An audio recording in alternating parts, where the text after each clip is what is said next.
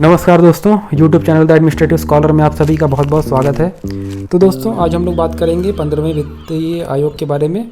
तो वित्तीय आयोग के बारे में 15वें वित्तीय आयोग के बारे में बात करने से पहले हम लोग संक्षिप्त में वित्तीय आयोग के बारे में कुछ थोड़ा बहुत समझने का प्रयास करेंगे। बेसिकली वित्तीय आयोग आपका कॉन्स्टिट्यूशनल बॉडी है और इसका जो जिक्र है वो भारतीय संविधान के अनुच्छेद 280 और 81 में किया गया है। पहली बार जो वित्तीय आयोग का गठन किया गया था वो 22 नवंबर 1951 में किया गया था। उसके बाद से लगभग प्रत्येक 5 वर्ष के लिए राष्ट्रपति द्वारा इसका गठन किया जाता है। बेसिकली वित्तीय आयोग क्या करता है कि चूँकि भारत एक संघीय देश है, यहाँ पे केंद्र है, स्टेट है, तो केंद्र और स्टेट के बीच क्या वित्तीय संसाधनों, वित्तीय टैक्सों का क्या जो टैक्स कलेक्शन होता है सेंट्रल द्वारा, उसको किस प्रकार से हम स्टेट और सेंट्रल में डिवाइड करेंगे। अब डिवाइड क्यों करेंगे? क्योंकि जो सेंट्रल के पास ऐसे टैक्सेस हैं जिस पे रेवेन्यू दिन ब दिन बढ़ता जा रहा है और स्टेट के पास दायित्व ऐसे हैं जिससे उसका जो एक्सपेंडिचर है वो दिन ब दिन बढ़ता जा रहा है। तो यहाँ पे हमको एक इम्बैलेंस देखने को मिलता है, अर्थात सेंट्रल के पास फाइनेंशियल रिसोर्सेज ज़्यादा हैं, उस रेशियो में उसके पास दायित्व कम है, और स्टेट के पास दायित्व ज़्यादा है और फाइनेंशियल रिसोर्सेज कम है। तो ये जो मिसमैच है, जो डिसबैलेंस है, उसको बैलेंस करने के लिए, उसमें संतुलन स्थापित करने के लिए, एक फाइनेंशियल स्टेबिलिटी देश में स्थापित करने के लिए आपका फाइनेंस कमीशन जो है वो फाइनेंशियल एक इक्विलिब्रियम स्थापित करने के लिए फाइनेंस कमीशन कार्य करता है। तो दोस्तों, फाइनेंस कमीशन बेसिकली आपका एक परामर्शदाती संस्था है। ये सिर्फ सेंट्रल को परामर्श देता है और उसके अनुसार जो सेंट्रल है वो उसके रिकमेंडेशन के अनुसार जो वित्तीय संसाधनों का बंटवारा करता है। तो दोस्तों, ये बेसिकली आपके इसके बारे में जो बेसिक जानकारी मैं आपको दे रहा हूँ, उसमें एक बात और कहना चाहूँगा कि जो कंपोजिशन होता है फाइनेंस कमीशन का, उसमें बेसिकली 5 मेंबर बॉडी होती है और इसमें एक चेयरमैन होता है और 2 इसके फुल टाइम मेंबर होते हैं, 2 इसके पार्ट टाइम मेंबर होते हैं। अगर हम लोग एलिजिबिलिटी की बात करें तो चेयरपर्सन एक ऐसा पर्सन होगा जिसको पब्लिक अफेयर की नॉलेज होगी, और जो इसके जो मेंबर्स होंगे वो आपके जज हो सकते हैं हाई कोर्ट के, और एडमिनिस्ट्रेटिव क्षेत्र से जिन व्यक्तियों के पास एडमिनिस्ट्रेटिव क्षेत्र का नॉलेज होगा वो हो सकते हैं, और फाइनेंस और इकोनॉमिक्स के विद्वान भी इसके सदस्य हो सकते हैं। तो दोस्तों, अगर हम लोग अब 15वें वित्तीय आयोग की बात करें तो 15वें वित्तीय आयोग के जो चेयरमैन हैं वो आपके NK सिंह हैं, और अगर हम लोग इसके मेंबर की बात करें तो अजय नारायण झा और डॉक्टर अनूप सिंह इसके फुल टाइम मेंबर थे, और डॉक्टर अशोक लाहिरी और डॉक्टर रमेश चंद्र इसके पार्ट टाइम मेंबर थे। तो दोस्तों, बेसिकली जो 15वें वित्तीय आयोग ने रिकमेंडेशन में अपने ये कहा है कि 41% जो सेंट्रल को जो टैक्स के तहत जो रेवेन्यू प्राप्त हो रहा है उसका 41% सेंट्रल किसके साथ शेयर करेगा वो शेयर करेगा आपका स्टेट के साथ। और जो इन्होंने जो मेथड बनाया था, जो वेटेज जो डिवाइड किया है कि किस आधार पर आपका जो डिस्ट्रीब्यूशन होगा, उसके लिए जो वेटेज इन्होंने डिसाइड किया था उसके तहत इनकम डिस्टेंस होगा वो उसका आधार होगा 45% का।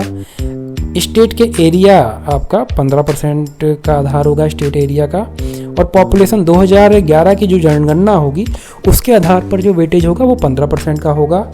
डेमोग्राफिक परफॉर्मेंस की डेमोग्राफी में क्या परफॉर्मेंस रहा है उस स्टेट का, उस पे 12% आपका वेटेज असाइन किया गया है, और फॉरेस्ट एंड इकोलॉजी को 10%, और टैक्स एंड फिजिकल एफर्ट को आपका 2.5%। अर्थात टैक्स और अब उस स्टेट के फिजिकल स्टेबिलिटी को लाने के लिए और टैक्स के लिए वो स्टेट क्या प्रयास कर रहा है कि जिससे उसके वित्तीय संसाधन, वित्तीय रिसोर्सेज उसके बढ़ सकें। तो उसके लिए क्या प्रयास कर रहा है, उसके लिए आपका 2.5% वेटेज असाइन किया गया है।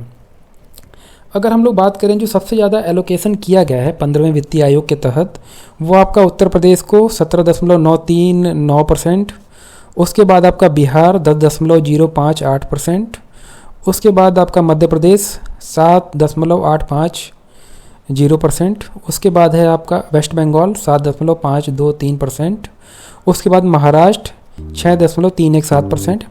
तो दोस्तों ये आपके हाईएस्ट एलोकेशन वाले स्टेट थे। उसके बाद अगर हम लोएस्ट एलोकेशन वाले स्टेट की बात करें, अर्थात जो सेंट्रल मान लीजिए अगर 100 रुपये कमाता है उसमें 41 पैसे वो किसको दे रहा है, स्टेट को दे रहा है। तो इन 41% में से अभी हमने हाईएस्ट की बात की, तो इस 41% में से 17%, 17.939% किसको दिया जाएगा, उत्तर प्रदेश को दिया जाएगा। हाईएस्ट की, जब हम लोग हाईएस्ट एलोकेशन की हम लोग बात कर रहे थे। अगर हम लोग लोएस्ट एलोकेशन की बात करें तो आपका गोवा को दिया गया है 0.386%। उसके बाद सिक्किम 0.388%। उसके बाद मिजोरम 0.500%। उसके बाद आपका नागालैंड 0.569%। उसके बाद त्रिपुरा 0.708%। तो दोस्तों ये आपके हाईएस्ट और लोएस्ट जो आपके एलोकेशन वाले स्टेट थे वो था। और अगर हम लोग 14 फाइनेंस कमीशन की टेन्योर की बात करें कि अर्थ इसका वैसे गठन तो 2017 में ही हो गया था, लेकिन अगर जो हम लोग इस मेथड के अनुसार जो एलोकेशन होगा प्रत्येक ईयर में, क्योंकि बजट के द्वारा बजट निर्धारित किया जाता है, तो प्रत्येक ईयर में जो गवर्नमेंट को जो रेवेन्यू प्राप्त हो रहा है उसके तहत जो आपका एलोकेशन होगा उसका जो पीरियड रहेगा, पहला तो इन्होंने 2020 और 21 के लिए इन्होंने टाइम लिया था, उस दौरान भी कमीशन कार्य कर रहा था। तो इनका जो टेन्योर है 15वें वित्तीय आयोग का वो आपका 2020 से 21 और फिर आपका 2021 से 22 वाले वित्तीय वर्ष से लेकर आपका 2025 से 26, अर्थात एक वर्ष के लिए इन्होंने एक वर्ष आपका जो 2020 और 21 के लिए था और उसके बाद ये 5 वर्ष के लिए इसकी रिकमेंडेशन चलेंगी। तो 2 टेन्योर में इसकी रिकमेंडेशन हैं। आपका पहला है आपका 2020 और 21 के वित्तीय वर्ष के लिए और उसके बाद आपका 2021 और 22 के वित्तीय वर्ष से लेकर 2025 और 26 के वित्तीय वर्ष के लिए। और इसका जो गठन किया गया था वो आपका 17 नवंबर 2017 को किया गया था। तो दोस्तों अभी तक हम लोगों ने संक्षिप्त में 15वें वित्तीय आयोग के बारे में समझने का प्रयास किया और फाइनेंस कमीशन के बारे में समझने का प्रयास किया। उम्मीद है ये छोटा सा लेक्चर आप लोगों को पसंद आया होगा। अगर ये लेक्चर आपको पसंद आया तो कृपया करके इस लेक्चर को अधिक से अधिक शेयर करने का प्रयास करें और इस चैनल को सब्सक्राइब करें और इस वीडियो को लाइक करें। धन्यवाद।